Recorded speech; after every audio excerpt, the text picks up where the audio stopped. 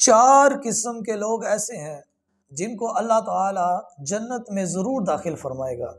Number 1 फरमाया कि वो शख्स जिसकी औलाद ज़्यादा हो, वसाइल कम हो, फिर भी जो रिज़्क उसको अल्लाह ने अता किया उस पर राज़ी हो, फरमाया अल्लाह उसको जन्नत में ज़रूर दाखिल फरमाएगा। और दूसरा फरमाया वो जिसके वालिदैन उस पर राज़ी हों, जो अपने वालिदैन की खिदमत करने वाला हो।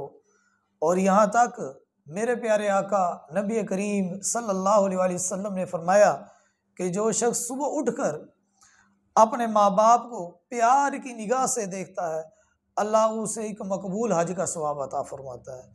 देखें कि माँ बाप की शान कितनी ज़्यादा है, सिर्फ देखने से अल्लाह एक मकबूल हज का सवाब अता फरमा रहा है।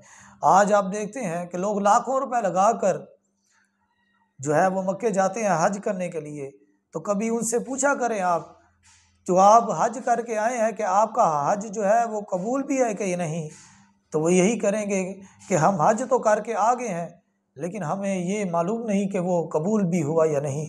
तो देखिए अल्लाह ताला फ्री में फरमाया कि रोज़ाना जो सुबह उठ के अपने माँ बाप को प्यार की निगाह से देख ले, अल्लाह उसको एक मकबूल हज का सवाब अता फरमाता है।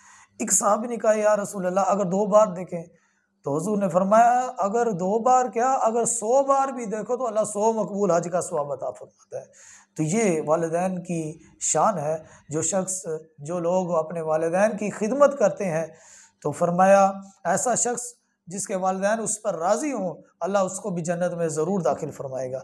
तीसरा फरमाया वो शख्स जिसने गुनाह किए हों और फिर वो तौबा कर ले, और तौबा भी ऐसी करे कि फिर दोबारा ज़िंदगी के अंदर कभी वो दोबारा गुनाह ना किया हो, दोबारा लौट कर उस गुनाह की तरफ ना गया हो और उस गुनाहों से बचता रहा हो और इसी हालत में उसको मौत आए, फरमाया अल्लाह उसको भी जन्नत में ज़रूर दाखिल फरमाएगा।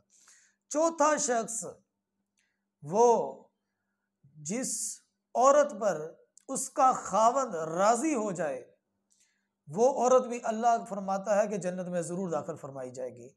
तो ये 4 किस्म के लोग हैं जिनको अल्लाह ताला जन्नत में ज़रूर दाखिल फरमाएगा।